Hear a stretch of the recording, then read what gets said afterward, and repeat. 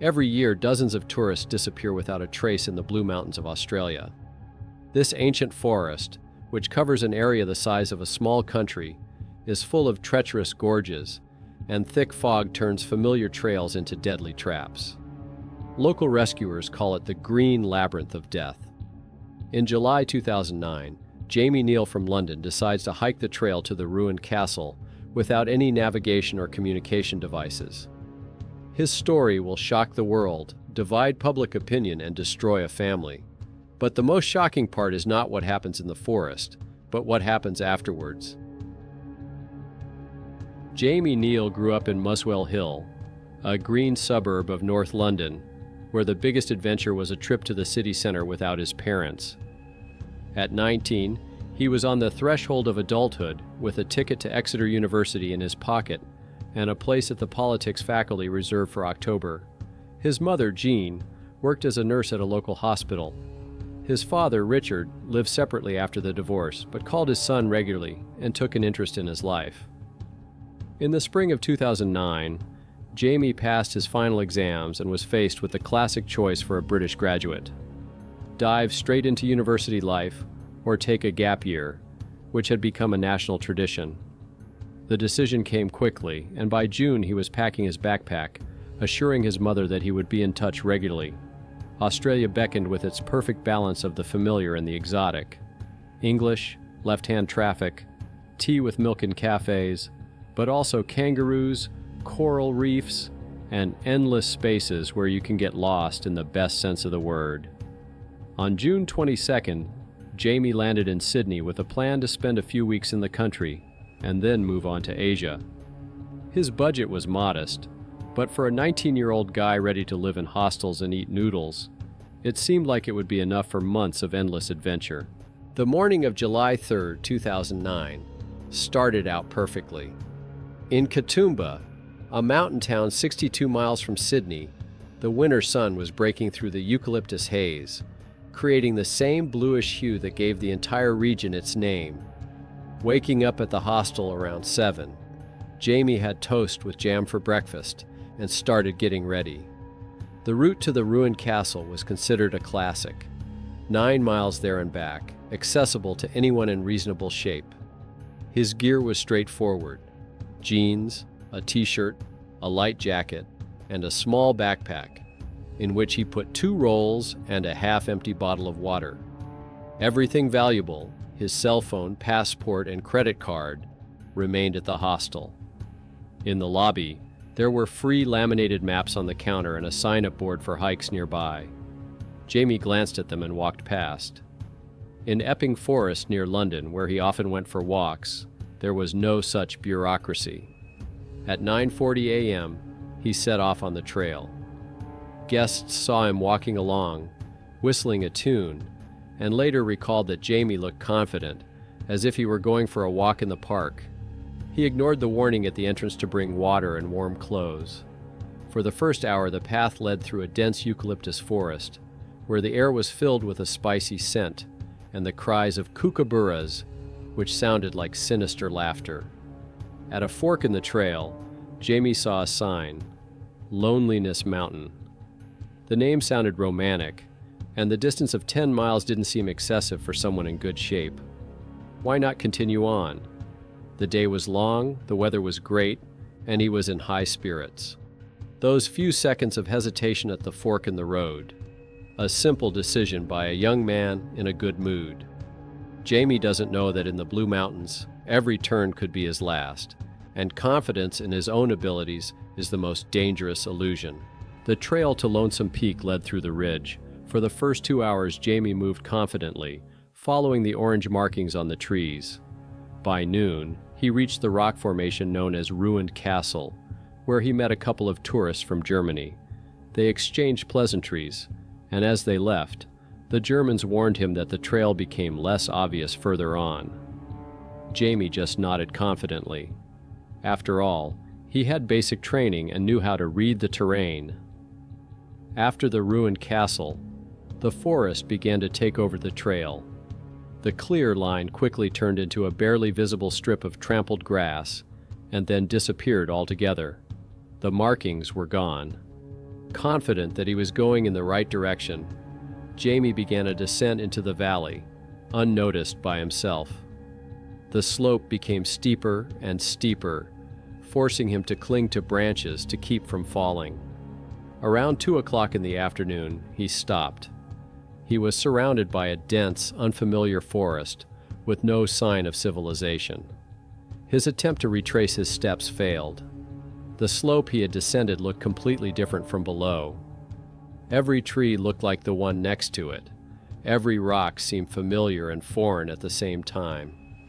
It was then that he felt the first cold touch of panic. He was lost. The alarm bells started ringing on the morning of July 4th. The hostel manager became concerned when the British guy from room 12 not only failed to show up the day before, but also didn't turn up for the tour he had paid for. A check of the room only confirmed her worst fears.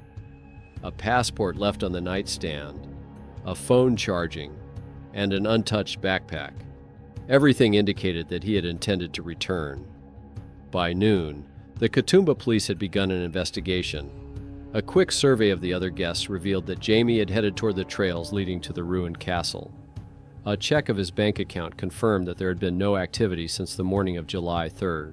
On July 6th, a call from Sydney caught his mother, Jean Neal, on duty at the hospital. The distant Australian accent, the cold official tone, and the mention of her son's name were enough to shake her world. Half an hour later, his father, Richard, received a call. For the first time in years, the divorced couple spoke to each other without their usual hostility, united by a common misfortune. Richard flew to Sydney on the first flight out. Ahead of him lay a 30-hour flight with several layovers, each minute of which seemed like an eternity. At that very moment, one of the most significant search operations in history was already underway in the Blue Mountains. By July 8th, the number of participants had grown to 100.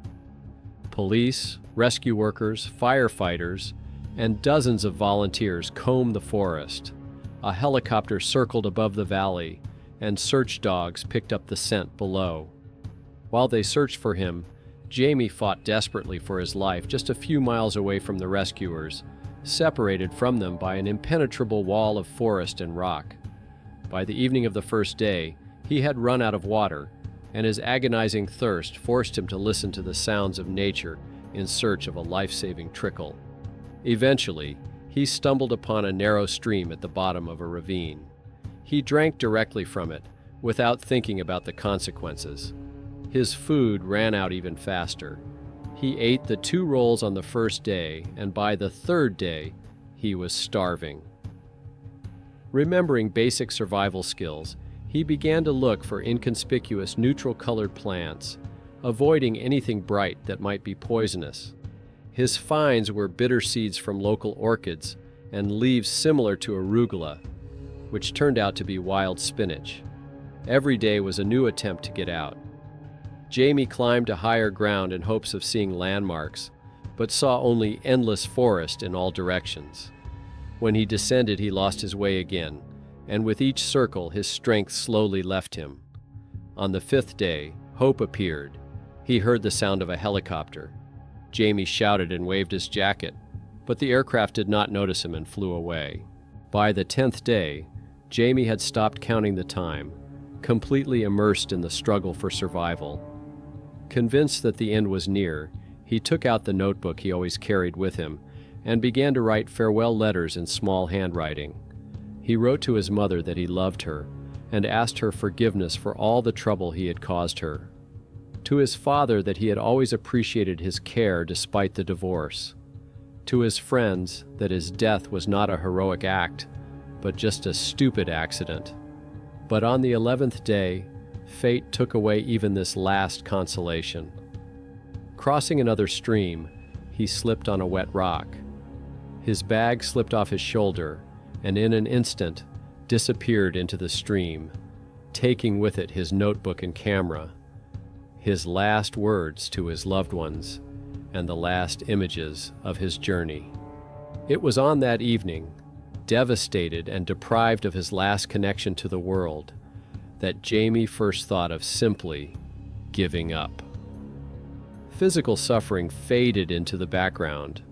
The cold no longer penetrated his bones, and hunger turned into a dull, monotonous pain.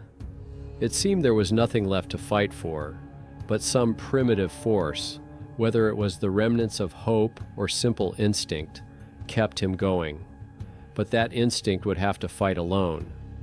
In the official search operation documents, July 12th had already been circled in red. The next day, July 13th, was not for searching, but for finalizing the report and press release announcing the end of the search. July 12th, 6 a.m. At the search operation headquarters in Katoomba, Assistant Police Commissioner Dennis Clifford studied a map with marked search areas. The areas that had been checked were marked in red. Those that had been searched only once were marked in yellow, and those that had not been touched were marked in green. There was more and more red, but Jaime was nowhere to be found. Clifford knew the statistics. After 10 days in the forest without equipment, the chances of finding a person alive were close to zero. But it was too early to officially call off the operation. There was too much publicity and media attention. That same morning, 5 miles from headquarters, Jaime woke up under a fallen tree where he had spent the night. The temperature had dropped to 35.6 degrees Celsius during the night. His jeans were soaked with dew. Trying to stand up made him dizzy. His body no longer obeyed him as it had before. Every movement required conscious effort. Fragments of memories swirled in his head. His mother's voice woke him up for school. The smell of Sunday roast. The last party with his friends before he left, where everyone wished him luck and joked that he wouldn't get lost in the Australian wilderness. The irony of that joke now burned his consciousness more than the icy cold. Jaime started talking to himself, just to hear a human voice. He counted his steps, retold movie plots, and remembered the names of all his classmates. Anything to keep his mind from slipping into darkness. Breakfast consisted of a handful of orchid seeds and a few leaves of wild spinach. The bitterness was no longer noticeable. His taste buds had dulled. Finding water was more important. Yesterday's stream had dried up, so he had to find a new one. Jaime crawled more than he walked, clinging to roots and rocks. Around noon, he found a puddle in a hollow in the rock. The water was the color of tea, with leaves and insects floating in it. A week ago, he wouldn't have touched it. Now he drank greedily, trying not to think about the consequences. His stomach twisted almost immediately, but he managed to keep the water down. Helicopters flew every day, sometimes so low that Jaime could see the pilots' faces. He shouted himself hoarse, waving his jacket, which had turned from blue to gray with dirt. Once, a helicopter hovered directly above him and began to descend. His heart pounded wildly in his chest, drowning out all other sounds for a moment. But the machine turned and flew away. The pilot didn't see him through the thick tree canopy. Richard Cass hardly slept at all during those days. He was based at the Katoomba Hotel and came to the search headquarters every morning. The rescuers looked at him with sympathy, but averted their eyes, and in the silence hung what no one dared to say aloud.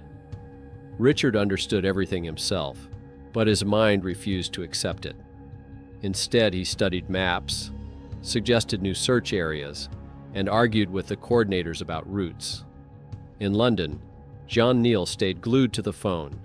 Her colleagues at the hospital covered her shifts, knowing she was unable to work. Every morning she called the consulate. Every evening she called Richard. She didn't sleep at night, sitting in the kitchen with a cup of cold tea, staring at Jaime's photo on the refrigerator. The one where he was smiling after receiving his Duke of Edinburgh award certificate. Neighbors brought her food, which she didn't touch.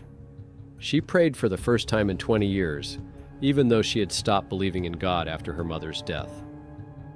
On the evening of July 12th, she called Richard. Her voice was shaking, but she tried to hold it together. She asked if there was any news. Richard lied, saying that the search was progressing and that there were leads. She thanked him for being there, close to their son.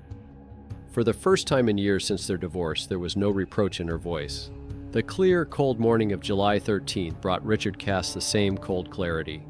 He got up earlier than usual and, without saying a word to anyone, headed for the edge of the national park. It was his personal, final ritual. He chose a spot overlooking the silent Jameson Valley that had swallowed his son. Down there was Jaime, alive or dead, but forever in that forest. With trembling hands, Richard took out a knife and carved 2 words and a date into the bark of an eucalyptus tree. Jaime Neal, 2009. Then, breaking his nails on the hard ground, he dug a hole, placed the red rose in it, and pressed it down with a stone. He did not pray. He just stood there and let his son go. The news that awaited him at headquarters was only official confirmation of what he had already come to terms with. The massive search was called off. The superintendent's silent handshake said it all. That same day, Richard booked a ticket to London. There was no point in staying. He had to return to his heavy responsibilities, organizing the funeral, supporting Jean, and forcing himself to go on living in a world where his son was no longer there. On July 14th, Jaime woke up with the realization that this could be his last day. Although his strength was almost gone and every movement was complicated, it was this morning that brought a strange clarity of thought that comes at the brink between life and death. If he stayed where he was, death was inevitable. If he moved, there was a microscopic chance. He got up, using a tree for support, and stood there for a while, gathering his strength. The promise he had made to his mother before leaving, her request to take care of himself, came to mind. This memory, ordinary and straightforward, became the thread he clung to. He chose a direction at random, simply down the slope, following the logic of water. Streams flow to rivers, rivers to populated areas. It was primitive logic, but it was the only one he had. His progress turned into a painful cycle. Every step was a struggle, and falls became an integral part of the movement. Fall, struggle to get up, take a few steps, and collapse to the ground again. His knees and palms were bleeding, but he no longer felt any pain. His body was functioning on some basic level of survival, beyond normal sensation. By noon, I came across what looked like a trail. At first, I couldn't believe my eyes, thinking it was another hallucination from exhaustion. But no, it was a real trail with trampled earth, clearly walked on by people. My heart skipped a beat, but I had no strength left to rejoice, only a dull hope that it wasn't a mirage. I followed the trail, staggering like a drunk, periodically falling and getting up again. After an hour that seemed like an eternity, the trail led to a wide dirt road, a fire break.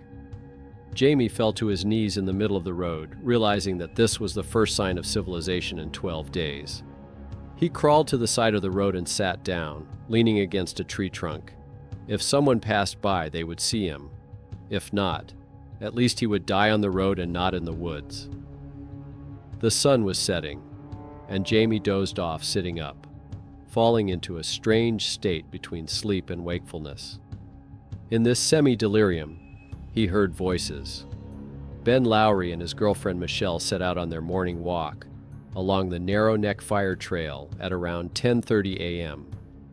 They lived in the Shire area south of Sydney and often went to the Blue Mountains on weekends.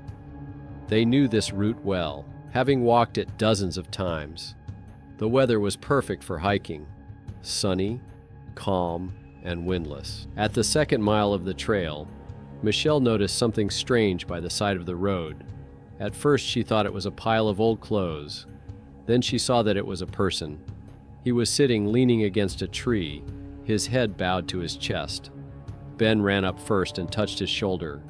The man raised his head. His face was unshaven, dirty, and his eyes were sunken. His lips were cracked and bleeding. His clothes were in tatters, but the man was alive and conscious. Ben asked if he was okay.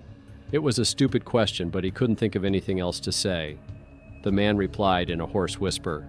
At first, Ben couldn't make out the words. He asked him to repeat himself. "I'm Jaime Neal. I've been lost for 12 days. The name sounded familiar. Michelle remembered it first. The news, the photo in the newspapers, the massive search. A British tourist who had been missing for 2 weeks, who had been officially declared dead yesterday. Ben took out his cell phone. The signal was weak but sufficient. He dialed the emergency number. He reported the coordinates and the condition of the man he had found. At first, they didn't believe him. They asked him to repeat the name. After these words, there was a flurry of activity on the other end of the line, and he could hear fragments of excited phrases. Michelle gave Jaime water from her bottle. He drank in small sips, his hands shaking so much that half of it spilled out. Ben took off his fleece jacket and put it on Jaime's shoulders. Jaime began to cry. Quietly, almost silently. Tears left clean trails on his dirty face. The rescue team arrived 40 minutes later. The medics checked his vital signs and set up an IV right there. Jaime was able to walk with support, which was a good sign. He was taken to the ambulance waiting at the nearest accessible point. At 11:30 a.m. on July 15th, a call came into the search operation headquarters. The officer on duty couldn't believe his ears. He asked twice. Then he shouted to the entire headquarters, "They found him! Alive!" At Sydney Airport, Richard Cass was waiting to board a flight to London. His phone rang, an unknown number. He almost dismissed the call, but something made him press the green button. "Mr. Cass, this is Katoomba Police. We have incredible news. We found him. We found Jaime." The world spun around him. Richard sat down on the floor of the waiting room. People looked at him, but he didn't care. A police helicopter took him back to Katoomba. Just 3 hours ago, he had said goodbye to his son forever. Now he was flying to meet him, alive. Battered, exhausted, but alive. The world was preparing for tragic news. Instead, it got a sensation. But the price of this miracle would be higher than anyone could have imagined. Blue Mountains Hospital in Katoomba. Jaime lay on white sheets, hooked up to an IV. Nurses bustled around him, checking his vitals. His body temperature was 95°F. His pulse was rapid, and his blood pressure was low. Classic signs of severe hypothermia and dehydration were present, but his vital signs were stable. The doctors were confident that the boy would survive. Richard entered the ward at around 3 p.m. He stopped at the door, not daring to come closer. Jaime turned his head and tried to smile. His father crossed the room in 3 steps and finally embraced his son, whom he had thought was dead that morning. Jaime seemed almost weightless to him, just skin and bones under his hospital pajamas. But the calm did not last long. By evening, journalists began to flock to the hospital. First local, then national channels. The Miraculous rescue turned into a media sensation, and the swarm of reporters at the entrance was only the first wave. The story of the miraculous rescue of a British tourist spread across the continent. The hospital administration posted security guards, but the reporters were persistent. Cameras filmed everyone entering and leaving, and microphones were pointed at anyone in a medical uniform. On July 17th, Jaime was discharged from the hospital. After 2 days of observation, rehydration, and a gentle diet, the doctors were amazed at the speed of his recovery. The only restriction was a 6-week ban on flying due to air pockets in his lungs, a consequence of severe hypothermia. A crowd was already waiting for him at the exit. Camera flashes, a forest of microphones, and shouts of questions.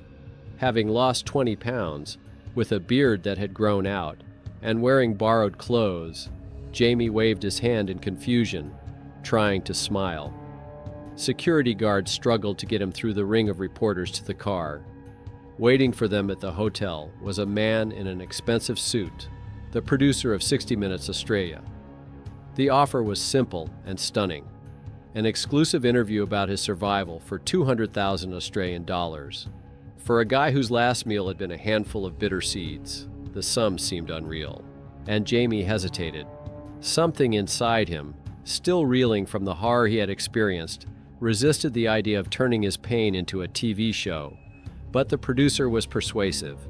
He said that the story would be told anyway, so wasn't it better to control the narrative himself?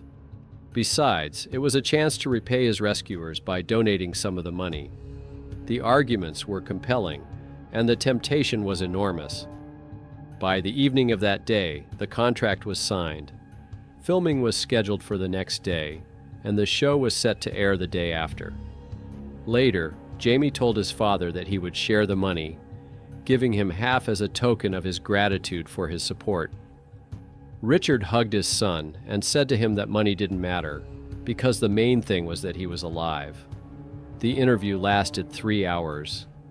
Jaime relived everything: losing the trail, drinking water from puddles, the farewell notes that were carried away by the river. He showed his emaciated hands and cuts on his legs while the camera impassively recorded every detail. The producers were thrilled. It would be a sensation. The interview aired on July 19th and broke all records. But instead of the expected sympathy, Jaime was met with a barrage of public criticism. Radio stations asked the question that was on everyone's mind: why should taxpayers, who had paid for a rescue operation costing more than $100,000, have to watch a guy who got himself into trouble through his own stupidity make a fortune out of it? Letters flooded the editorial office demanding that Jaime return the money to the state. The police's attempts to stop the wave of outrage were unsuccessful. Superintendent Anthony McVitter called a press conference where he confirmed the authenticity of the story, providing medical records and witness statements. But it didn't matter anymore. Public opinion had delivered its verdict. Jaime had gone from survival hero to calculating opportunist. Then, on July 27th, the biggest scandal broke, this time involving his family.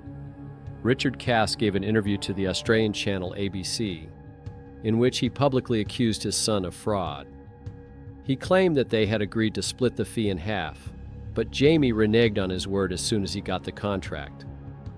Richard's words were full of pain and resentment. He recounted how he had spent his last savings on the flight, how he had lived in a hotel for 2 weeks without work, waiting for news, and now the son for whom he had done all this had turned his back on him because of money. His phrase, "The son I found is not the son I flew to see," instantly became headline news in all the tabloids. Jaime's response was cold and formal, delivered through a spokesperson. He stated that he would not engage in public disputes with his father, as their relationship was a family matter. Regarding the money, he only clarified that a significant portion of the sum would be donated to rescue services. But it was too late. The story divided society into two camps. Some defended Jaime, believing that he deserved compensation for the hell he had gone through, while others sympathized with his father, who had given up everything for his son. The media reveled in the drama, adding fuel to the fire every day with new accusations and denials. August 2009. Jaime returned to London quietly without fanfare. No one met him at Heathrow Airport. His mother was waiting at home. His father never called again. They never reconciled, either then or in the years that followed. In October, as planned, he began his studies at the University of Exeter. He was just another student among hundreds of others. When someone occasionally recognized him and asked about the story, he would respond briefly and change the subject. The money from the interviews was enough to pay for his studies and a modest lifestyle. Part of the money was indeed transferred to the rescue services, although, as they say, less than promised. The exact figures remain unknown. In 2013, Richard Cass published his book, Ruined Castle. It contained his version of events, his pain, and his truth. Jaime never commented on it, nor did he write his own. Jaime himself never gave another interview about those 12 days. In his rare public remarks, he said only one thing: survival is not heroism, but simply a desperate unwillingness to die, and that the wilderness taught him more than any university. But he learned the most important lesson after his rescue, realizing that sometimes getting out of the woods is only the beginning of the real trials. This is the incredible and instructive story of Jaime Neal. It is a story about how sometimes the most difficult trials await us not in the wild, but among other people. What do you think about this? Was he right to take money for the interview? And whose side are you on in this conflict? The sons or the fathers? Write your opinion in the comments. It will be exciting to read. Thank you for watching, and see you in the next episodes.